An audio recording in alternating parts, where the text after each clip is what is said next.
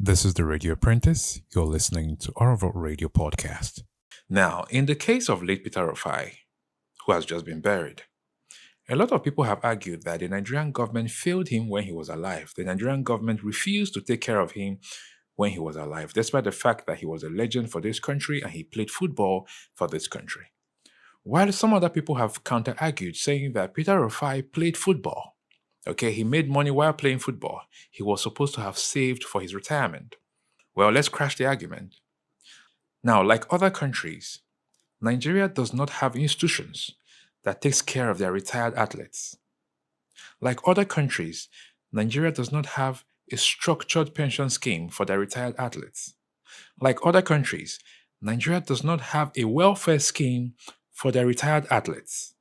Like other countries, Nigeria have not made provisions for their retired athletes.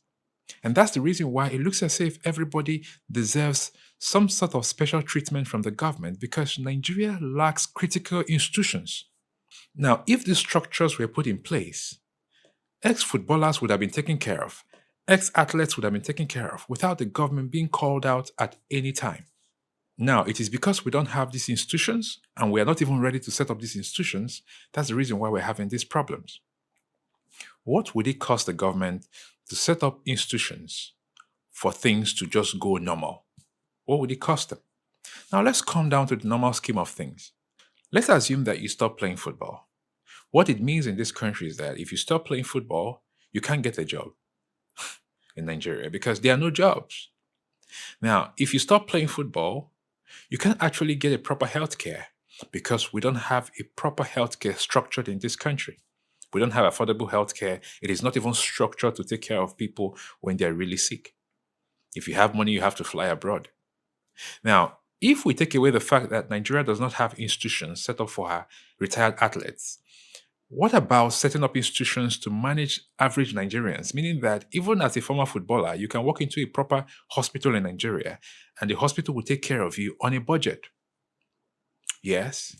Even as a former footballer, you can get a job in Nigeria and work. How about that? Now, we don't even have some set up for the athletes. We also don't have any set up for the Nigerian people. And that's the reason why we're here having these arguments. That's the reason why we're having these arguments. So Nigerian government have to prioritize setting up institutions to manage the affairs of Nigerians. It has to be something. It won't cost them anything. Let the structure be on ground. Let there be proper healthcare.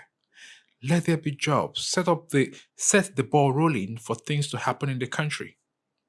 Set up proper institutions for athletes, for the military, for the police. Let these people, so that they can be taken care of when they're old, so that they can be proud to serve the country.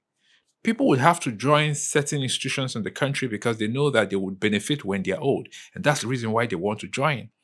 So how about putting those things to entice them and drag them into the system and make them stay loyal?